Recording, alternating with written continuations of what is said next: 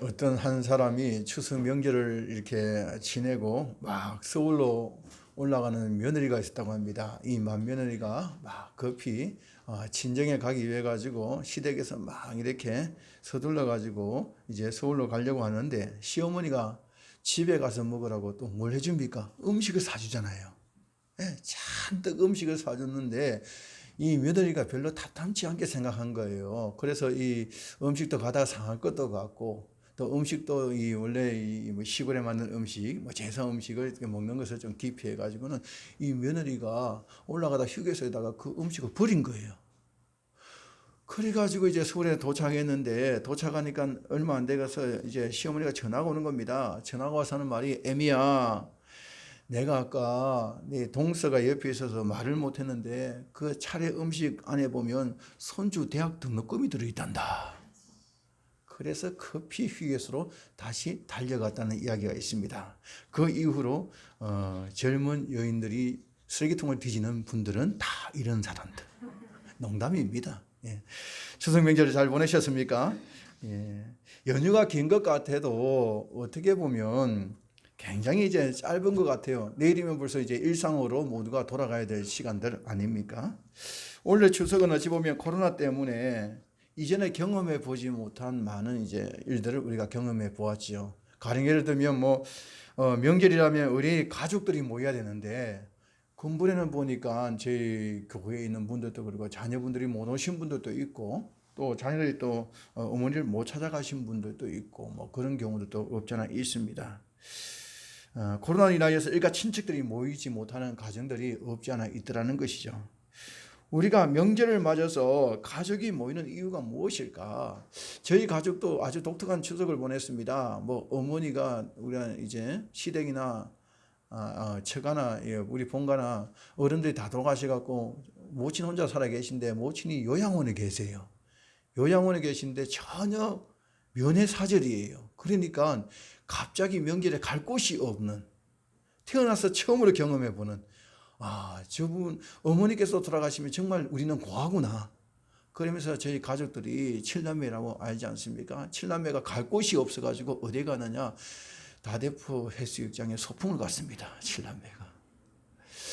그래서 이제 다대포 해수욕장에서 그냥 점심 식사 한 끼로 그냥 소풍으로 이제 대체를 했는데 명절을 맞아서 가만히 생각해보면 가족들이 왜 모일까? 일가 친척들이 왜 모일까? 가만히 생각해 봅니다. 모여서 과연 무엇을 합니까? 모여서 사실 우리가 하는 것이 뭐가 있습니까? 지금 뭐 계신 어머니, 아버님, 부모님을 이제 얼굴을 뵙기도 하고 또 돌아가신 분들이 돌아가셨다고 한다면 그분들을 또 기억하기도 하고 그래서 그분들이 우리에게 베푸신 은혜, 그분이 베푸신 사랑 이런 것에 대해서 우리가 베푼 은혜에 대해서 우리가 늘 기억하면서 감사하는 것이 아마 명절이 아닐까. 뭐 평상시에도 우리가 감사해야 되겠지만 명절이 되어지면 더더욱이나 부모님을 기억하고 또 부모님께 감사하는 것이 바로 이 명절인 것 같습니다. 명절의 이러한 의미는 주일에마다 우리가 나와서 하나님 앞에 예배드리는 우리의 자세와 별반 다르지 않습니다. 우리가 왜 주일마다 나와서 하나님 앞에 나와서 예배를 드리는가? 우리의 몸을 드리고 우리의 시간을 드리고 우리의 정성을 드리고 심지어 우리의 물질까지 드리면서까지 이렇게 하나님 앞에 예배를 드리는 이유가 무엇입니까? 우리는 이 예배를 통하여서 하나님께서 나에게 베푸신 은혜를 기억하는 거예요. 하나님께서 나에게 베푸신 그 은혜에 대해서 감사하는 거예요. 이것이 바로 오늘날 우리가 주일마다 예배에 나와서 하나님을 예배하는 그러한 의미가 될 것입니다. 우리가 기억하며 감사하는 하나님은 과연 어떤 분이신가? 우리가 아는 하나님, 우리가 이렇게 기억하면서 감사하는 하나님은 어떤 분이신가? 우리는 성경을 통해 보면 오늘 창세기 1장 태초에 하나님이 천지를 창조하시니라 라고 말씀하는 것처럼 우리가 기억하고 우리가 감사하는 하나님은 어떤 분이신가? 그분은 창조주 하나님이시라는 겁니다. 창조주 하나님, 온 우주 만물을 창조하신 하나님. 우리가 하나님 앞에 나와서 예배드릴 때마다 반드시 기억해야 될 것이 무엇입니까? 그것은 바로 하나님은 창조주 하나님이시다. 이 사실만은 우리는 잊지 말아야 되고 늘 기억해야 됩니다. 하나님은 어떤 분이십니까? 하나님은 창조주 하나님이시다. 그 창조물 중에 저와 여러분도 속해 있는 거예요. 그러므로 하나님은 어떤 분이십니까? 저와 여러분을 창조하신 하나님이십니다. 그러면 구체적으로 우리가 창조주 하나님을 기억하는 삶이란 어떤 의미를 갖고 있습니까? 내가 창조주 하나님이라는 것을 우리가 믿고 있고 확신하고 신뢰한다면 그럼 우리가 어떤 자세를 가져야 될 것인가? 그것은 내가 창조주가 아니라 피조물임을 날마다 깨달아야 됩니다. 내가 창조주가 아니고 피조물이다. 오늘 2절 3절 다시 한번 읽어보겠습니다. 혼돈하고 공허하며 흑암이 깊음 위에 있고 하나님의 영은 수면 위에 운행하시니라. 하나님이 이르시되 빛이 있으라 하시니 빛이 있었고. 아멘. 여기 보면 땅이 혼돈하고 할 때 이 땅이라는 것에 보면 원래 원문에는 보면 정관사가 붙어 있습니다. 그래서 이걸 그냥 우리가 원어 의미로 해석한다고 한다면 직역하면 그런데 그 땅은 어떤 땅입니까? 지구를 말하고 있는 거예요. 지구. 하나님께서 이 지구를 창조하시고 그 땅이 그때 처음에 어땠습니까? 혼돈하고 공허하며 이렇게 표현하고 있습니다. 혼돈과 공허라는 이 원어 의미도 보면 헛된 것, 공허한 것 이런 것으로 번역되어집니다. 그러니까 하나님이 창조하신 지구에 생명체가 기거할 수 없는 아직까지는 생명체가 살 수 있도록 정돈되지 않은 공허한 상태 이것을 하나님께서 창조하셨다. 무질서하고 텅 비어있는 상태를 말하고 있는 것이죠. 이러한 무에서 유를 창조하신 분이 누구십니까? 하나님이세요. 아무것도 없는 공허한 것에서 이내 모든 것을 계획하시고 이미 하나님께서 실행하고 계셨다는 거예요. 그래서 2절 말씀에 땅이 혼돈하고 공허하며 흑암이 깊음 위에 있고 하나님의 영은 수면 위에 운행하시니라 하면서 하나님께서 거기에다가 질서를 부여하시고 하나님께서 거기에다 존재를 부여하시는 거예요. 빛이 있으라니 빛이 있었고 이렇게 말하고 있는 겁니다. 우리가 살고 있는 이 정관 신도시도 저도 한 20몇 년 전에 한번 와본 적이 있습니다. 뭐 저희 동기가 여기에 개척을 해갖고 강도사 때, 전도사 때 한번 온 적이 있는데 그때는 저는 충무동 남포동에 있어가지고 거기서 교육전도사에 있었는데 처음이 정관 올 때는 야 이런 동네도 있나 무슨 길 산을 넘어오고요 송정 뭐 이렇게 넘어오니까 넘어오는 데다가 그때는 또 길이도 이 길이 하나도 없고 저 밑에 구길 우리가 지금 하는 저 구길 하나밖에 없었잖아요. 보니까 공장 산 위에 공장이 조금 있고 뭐 논밭이고 완전 시골 동네에 있어요. 완전 시골 동네. 하지만 이것이 10여 년 전에 이미 신도시로 아마 지정되어졌을 때에는 이미 이 땅이 어떻게 바뀔지에 대해서 청사진들이 다 나왔을 거예요. 여기는 아파트 지역이고 여기는 공원 지역이고 다음은 무엇입니까? 우리만 몰랐을 뿐이에요. 우리만 몰랐을 뿐이죠. 하나님이 이 땅을 창조하신 것도 마찬가지입니다. 하나님께서는 그 땅, 오늘 말하고 있는 그 땅을 창조하실 때, 지구를 창조하실 때 혼돈하고 공허하였지만 이미 하나님의 속에는 모든 청사진을 다 갖고 계셨다는 거예요. 그 지구를 어떻게 아름답게 만들 것인가에 대한 하나님의 계획들이 다 갖고 있었다는 것이죠. 그래서 보이지 않는 것들을 보게 하셨고 없는 것들을 존재하도록 만드신 분, 창조주 하나님, 이것을 말하고 있는 거죠. 그러므로 우리가 창조주 하나님을 기억하고 우리 자신이 하나님 앞에서 피조물이라는 사실을 잊어서는 안 됩니다. 하나님께서는 이 지구를 창조하신 이전부터 이미 이 지구를 향하신 하나님의 계획이 계셨고 청사진을 갖고 계셨고 그 중에 저와 여러분을 창조하셨기 때문에 하나님은 창조주이시고 우리는 그분의 피조물이라는 이 사실만큼을 망각해서는 안 된다는 거예요. 우리가 이 사실을 깨닫지 못하면 자꾸만 우리 인간들이 자신이 창조주처럼 행세하는 거예요. 자기 마음대로 행동하다가 결국은 어떻게 합니까? 하나님의 책망을 받는 거예요. 우리가 창세기 11장을 보면 바벨탑 사건이 일어납니다. 하나님께서 바벨탑 사건을 통하여 뭐라고 말씀하십니까? 너희는 흩어져서 번성하라고 하나님께서 명령하셨어요.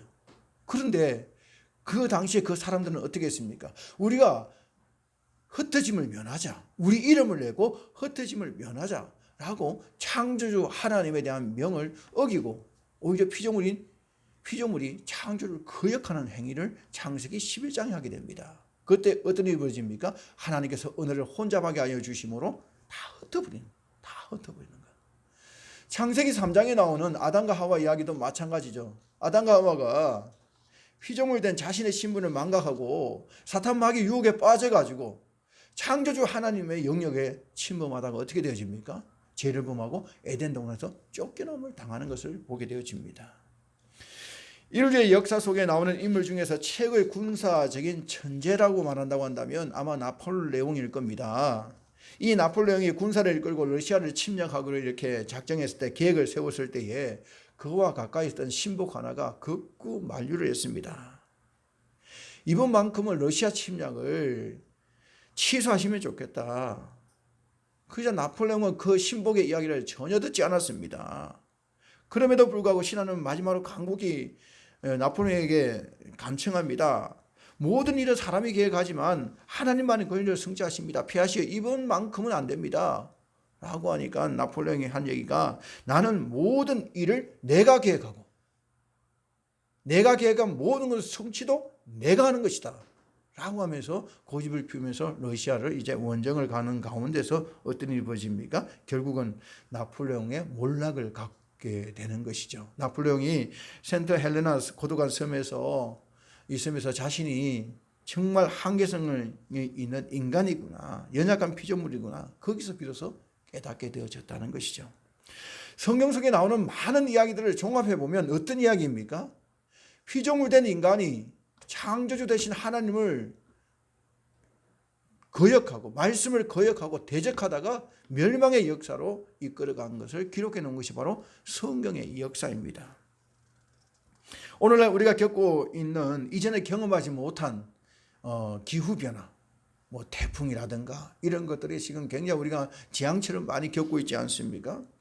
우리는 환경론자들이 아니더라도 누구나 다 이구동성으로 하는 말이, 인간의 무분별한 이기주의가 오늘날 이 기후변화의 주범이다. 하나님께서 우리에게 주신 이 자연이라는 것은 아름답게 관리하고 가꾸라고 주신 것인데, 이것을 마치 자기의 소유인 것처럼 자기 욕망을 채우기 위해서 마구 훼손하고 있음으로 인하여서 우리에게 이러한 지금 재앙이 막 일어나고 있다는 것이죠. 가령 예를 들면 지구의 전체 산소의 20%를 차지하는 것이 바로 아마존이라고 한답니다. 아마존이 전체 산소의 20%, 지구 산소의 20%를 감당하는데, 그런데 이 아마존이 하루가 멀다 하고 잿더미로 변해가고 있다는 거예요. 그 울창한 수풀림이 그냥 막 훼손되고 있는 거예요. 그러면 왜 그렇게 아마존에 화재가 많이 일어나는가 보니까 그 현대인들이 이 고기를 선호하는 고기 소비량이 굉장히 많은 겁니다. 고기 소비량이 많은데 이 목축업을 주요 산업으로 여기는 브라질이 이 목초지를 개간하는 것보다도 불을 질러가지고 나무를 태워버리고 거기서 이제 풀이 나고 그것을 먹고 소들이 목축을 하는 것이 오히려 시간적으로 경제적으로 더 이익이라는 거예요. 더 이익이다. 그래서 이러한 잘못된 목축업자들과 또 정부의 안일한 대처가, 즉 아마존 지구 산소의 20%를 감당하는 저 아마존의 수풀림들이 막 잿더미로 변해가고 있다는 거죠. 이러한 어리석은 행태의 원인이 무엇입니까? 그것은 자연을 잘 지키고 다스리고 관리하라는 창조주 하나님의 명령을 어기고 마치 자연을 자기 소유물처럼 여기는 거예요. 자기 욕망을 채우기 위한 이러한 것으로 대하니까 결국 이 자연 훼손이 결국 우리의 생존까지도 위협을 하게 되어진다는 것이죠. 우리 주변에 보면 환경학자들이 많이 있습니다. 환경에 대한 전문가들이 많이 있습니다. 그럼에도 불구하고 이러한 환경 문제는 결코 해결될 수가 없습니다. 왜냐하면 이러한 문제는 영적인 시각으로 우리가 보지 않고서 해결할 수가 없는 거예요. 영적인 시각이라는 것은 다른 게 아니에요. 영적인 시각이라는 것은 하나님의 관점으로 보는 것을 말합니다. 자연을 바라볼 때도 하나님의 관점으로 바라볼 때만이 다스리고 관리할 대상이지, 이 시각이 바뀌지 않고서는 언제 어디서든지 항상 이러한 훼손들은 일어날 수밖에 없다는 거예요. 왜? 자기 소유물로 여기기 때문에 그렇습니다. 그러므로 우리가 잊지 않고 기억해야 될 사실이 무엇입니까? 하나님은 창조주이시다. 우리는 그분의 피조물이다. 피조물이다. 피조물은 창조주가 허락하신 질서 가운데 있을 때만이 가장 행복한 거예요. 행복합니다. 세계에서 가장 행복하고 안전한 나라들의 그 특징이 무엇입니까? 행복하고 안전한 나라를 보니까 법치가 잘 이루어지고 있다는 거예요. 법을 잘 지키더라는 겁니다. 법이 때로는 거추장스러울 때도 있습니다. 하지만 그 법이 자신과 자기의 가족을 지키는, 행복을 지키는 것임을 알기 때문에 그들은 그 불편함에도 불구하고 그 법을 잘 지키는 거예요. 그로 인하여서 그들이 오히려 안락하고 안전하고 그리고 행복한 삶을 누리더라는 것입니다. 하나님 나라의 백성들도 마찬가지입니다. 우리가 행복해질 수 있는 방법은 무엇입니까?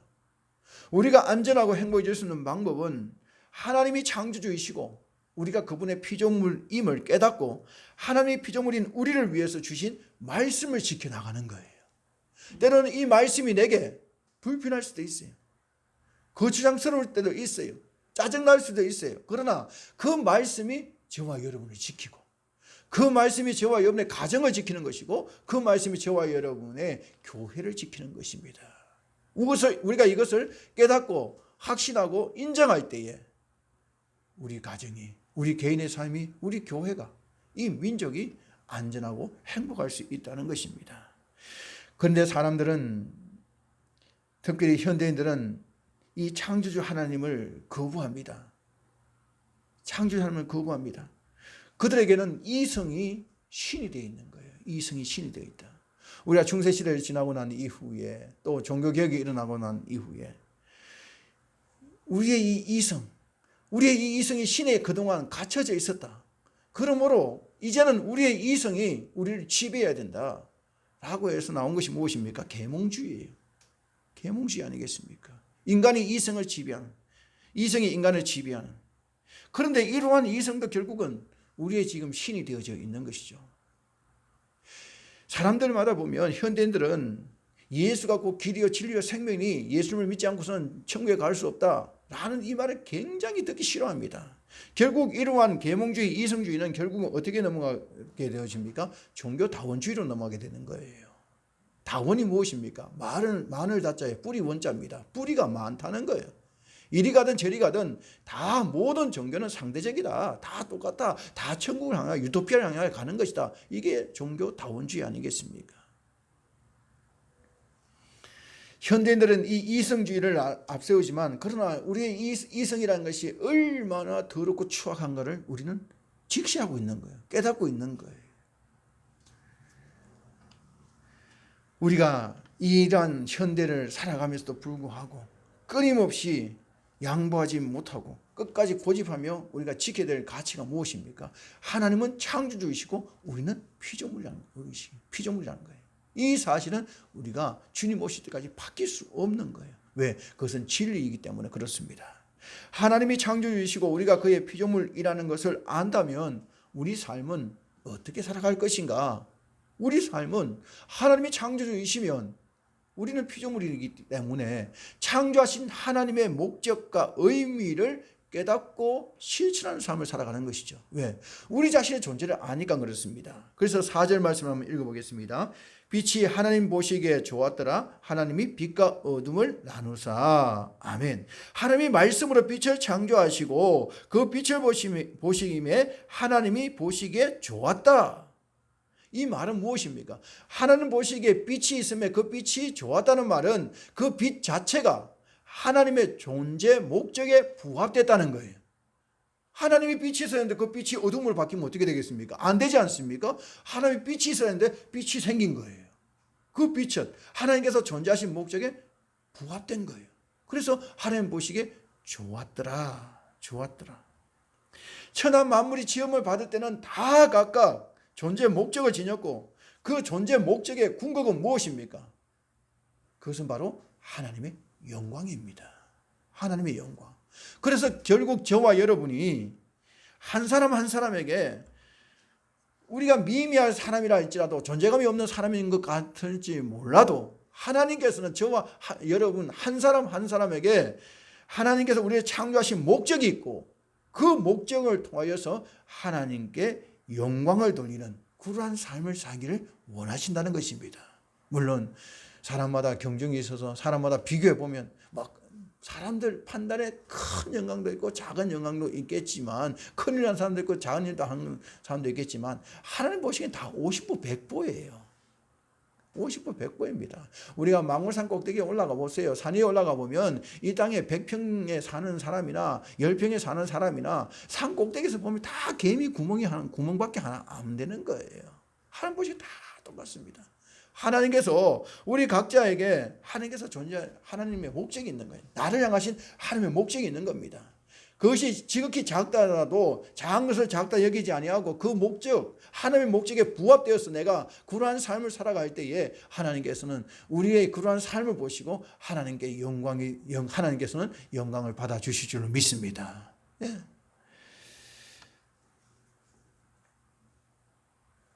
이런 맥락에서 고린도 교회에 보내는 서신에서 사도 바울은 이렇게 말하고 있습니다. 고린도서 10장 31절을 보니까 그런즉 너희가 먹든지 마시든지 무엇을 하든지 다 하나님의 영광을 위하여서 하라. 그렇게 말씀하고 있습니다. 이것은 늘 하나님과 동행하면서 범사에 그분의 영광을 드러내는 거룩한 삶을 살아야 할 것을 우리에게 말씀해 주고 있는 것이죠. 반대로 하나님에 대한 신앙이 없는 사람들의 삶은 어떤 삶입니까? 빌립보서 3장 19절 한번 읽어보겠습니다. 그들의 마침은 멸망이요 그들의 신은 배요 그 영광은 그들의 부끄러움에 있고 땅의 일을 생각하는 자라. 이것을 쉬운 성경 번역본을 보면 이렇게 설명하고 있습니다. 그들의 삶은 멸망으로 이어질 것입니다. 하나님을 섬기기보다는 우리가 말하는 이 배, 묵는 배, 이 배가 원하는 대로 살아가면서 수치스러운 일을 하고서도 도리어 자랑으로 여기고 있습니다. 그들은 오직 세상 일에만 관심을 둡니다. 네. 하나님이 창조 주시고 인간이 피조물이라는 것을 그 존재라는 것을 우리가 깨닫는다고 한다면 우리 자신의 존재 목적을 깨닫는 거예요. 내가 왜 살아야 되는지 무엇을 위해 살아야 될 것인지 아는 사람들은 하나님의 영광을 위해 쫓아가겠지만 그것을 깨닫지 못하는 사람은 결국 무엇을 위해 살아갑니까? 세상 일에 관심을 두면서 자기 배를 불리는 데만 살아간다는 거예요. 관심을 두며 살아간다는 것이죠. 왜 그렇습니까? 그들에게 이 땅의 삶이 끝이기에 세상적이고 이기적인 영광을 추구하며 성을 육신을 위해서 그의 모든 전력을 향해 살아가는 것. 열심히 살죠. 열심히 살지만 자기의 존재와 목적을 알지 못하는 삶의 모습이 그러한 삶으로 살아가더라는 것입니다. 마태복음 4장에 보면 예수님께서 40일 금식하고 줄이심에도 불구하고 마귀의 시험에서 하신 말씀이 있어요. 예수님께서 마귀의 시험에 하신 말씀이 마태복음 4장 4절인데 읽어보겠습니다. 예수께서 대답하여 이르시되 기록되었으되 사람이 떡으로만 살 것이 아니요 하나님의 입으로부터 나오는 모든 말씀으로 살 것이라. 아멘. 40일 금식했으니까 육신의 생존의 위협을 받는 상황, 극단적인 상황. 이러한 상황에서도 오늘 예수님께서 이렇게 말씀하신 이유가 무엇입니까? 사람이 떡으로만 살 것이 아니라 오직 하나님의 입으로부터 나오는 모든 말씀으로 살 것이라고 이렇게 고백할 수 있는 이유가 무엇입니까? 우리의 삶의 목적, 자기 존재의 목적, 의미를 바로 깨달았기 때문에 그렇습니다. 내가 왜 사는가? 내가 무엇을 위해 사는가? 이것에 대한 목적을 분명히 깨닫는 사람들은 다른 차원의 삶을 사는 거예요. 단지 하루 먹고 하루 더 사는 것이 목적이 아니라 우리가 하루를 살아도 왜 살아야 되는가에 대한 목적을 분명히 하며 살아가는 사람은 그 삶은 그렇지 않은 삶과 삶이 상반된 완전히 다른 삶을 살아갑니다. 사실 우리가 사도 바울도 보면 참 잘 나가는 사람 아니겠습니까? 당시 사람들이 그렇게 부러워하는 로마 제국의 시민권자입니다. 지금 같으면 미국 시민권자 이상이겠죠. 또 유대인들이 그렇게 배우고 싶어하던 가말리엘의 문화생입니다.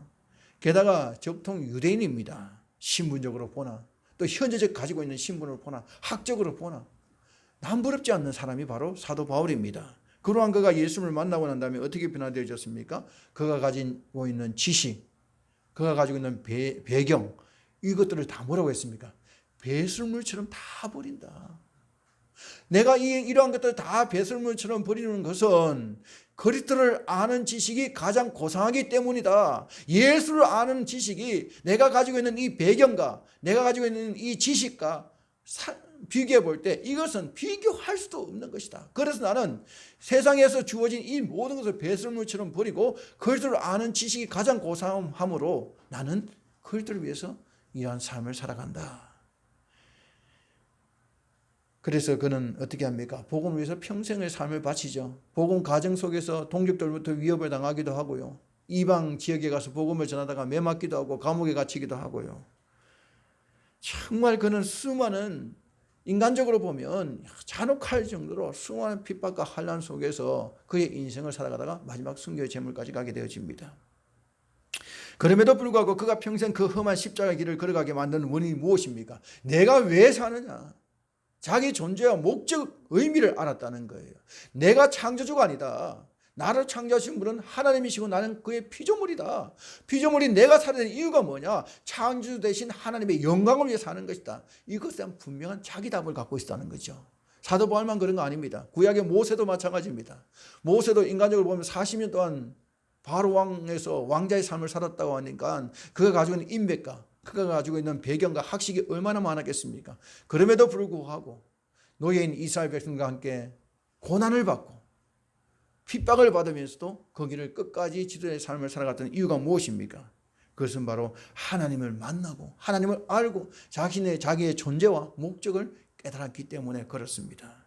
신약 빌레몬서에 나오는 오네시모라는 이 종도 마찬가지입니다. 주인인 빌레몬에게 경제적 손실을 입히고 로마로 도망을 간 노예입니다. 당시에 도망간 노예만 하더라도 잡히면 생명의 안전을 담보하지 못하는 상황 속에서 주인에게 경제적 손실까지 입혔다고 하니까 이것은 뭐 생명이라는 그 자체가 존재할 수도 없는 것이죠. 그런데 어찌됐든 어떤 경로를 통해서인지 모르겠지만 그 오네시모가 로마에서 누구를 만나게 되냐니까 사도 바울을 만나게 됩니다. 사도 바울을 만나게 되어지고 그 속에서 자신의 재기를 해결하고 또 사도 바울의 복음사에게 옆에서 도와주는 조력자 역할을 감당합니다. 이 일로 인해서 사도 바울이 이 주인인 빌레몬에게 편지를 쓰는 것이 빌레몬서입니다. 그 빌레몬서에서 오네시모를 뭐라고 소개하고 있냐니까 나의 신복이라고 말합니다. 사도 바울이 나의 신복이다. 또 그가 죄가 지은 것이 있으면 내가 대신 갚아주겠다. 내 사랑하는 자라고 그렇게 고백을 합니다.